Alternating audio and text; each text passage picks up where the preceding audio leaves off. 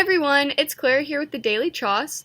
Today for our vlog, we're going to be talking about diversity in rock climbing. So I have interviewed a few people about their take on this issue, and let's hear from them. My name is Javier Busto.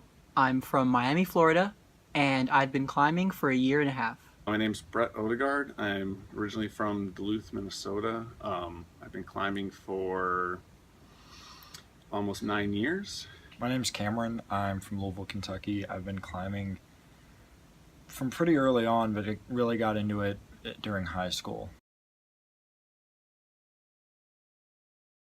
I feel like the issue of diversity in rock climbing is one that's very prevalent to the sport. Despite the sport attracting people from all over the world, it tends to be people from very, very similar backgrounds. It's definitely a white, upper middle class dominated sport.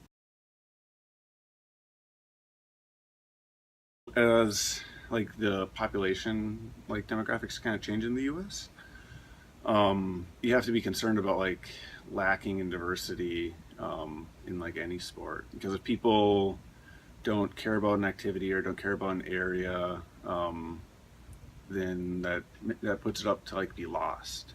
A lot of rock climbing happens on public lands, and those are for everybody to enjoy, regardless of where you live or what color your skin is.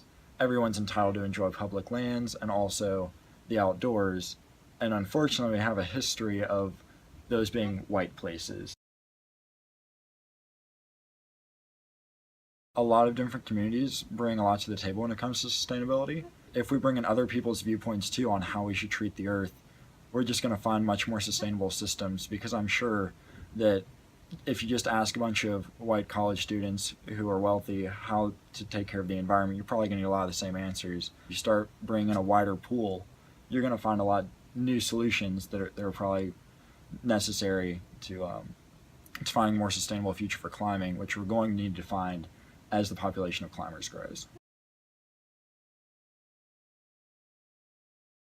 Well, I feel like since the price of entry to climbing is so high, that means that most climbers tend to have the same financial background, which in the context of this country, I feel that also means that people follow the same racial and ethnic background, and that tends to take away from the diversity of the sport as a whole. Rock climbing started in the 50s with people from wealthy families who could afford to just leave their houses, grab a van, and not work at all, and just live off their parents' paychecks. Those were the people who kind of founded climbing and set the culture.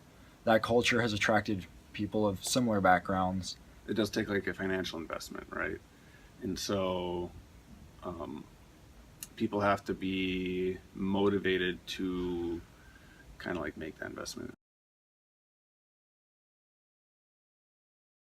As we become a more and more diverse nation, we need to do more work of getting a more diverse group of people out climbing, just out in the outdoors for one, but then also out climbing. I think the first step is connecting people in low income and minority communities to the outdoors. I just feel like that's something that we can do on our own as climbers to be more inclusive of other people that we meet. If you look at diversity demographics, climbing gyms are the most diverse area, but then people have troubles making that jump from the indoors to the outdoors. There's groups out there that specifically work on this.